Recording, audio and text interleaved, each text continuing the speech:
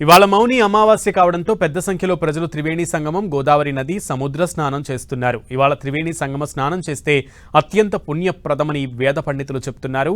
ఈ ఏడాది తొలి అమావాస్య ఆదివారం రావడం మరింత విశేషం.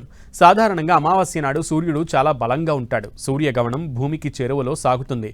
భాస్కరుడు అధిష్టానంగా ఉన్న ఆదివారం నాడు ఈ అమావాస్య రావడం సాధకులకు మరింత శక్తిని ఇస్తుందని ప్రజలు విశ్వసిస్తున్నారు. జాతకంలో గ్రహదోషాలు ఉన్నవారు ఈ మౌని అమావాస్య నాడు సముద్ర స్నానం లేదా త్రివేణి సంగమం లేదా గోదావరి వంటి ఏదైనా జీవనది స్నానం చేసి సూర్య భగవానుడికి ఎర్రని పువ్వులు, ఎర్ర చందనంతో అర్చన జరిపిస్తే మంచిదని పండితులు చెప్తున్నారు. దీనివల్ల గ్రహనాయకుడైన సూర్య భగవానుని అనుగ్రహం కలగడంతో పాటు కుజ రాహుకేతు గ్రహదోషాలు తొలగి ఆరోగ్యప్రదాయకుడు, ఆత్మకారకుడైన సూర్య భగవానుడి అనుగ్రహం లభించనుంది.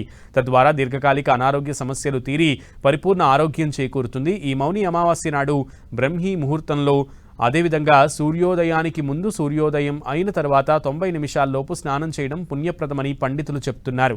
ఇక అమావాస్య పితృపర్వం కూడా కాబట్టి పితృశాపాలు, జాతకంలో పితృదోషాలు ఉన్నవారు అన్నదానం, లవణదానం, పెరుగుదానం, గుమ్మడికాయ దానాలు చేస్తే మంచిదని పండితులు చెప్తున్నారు.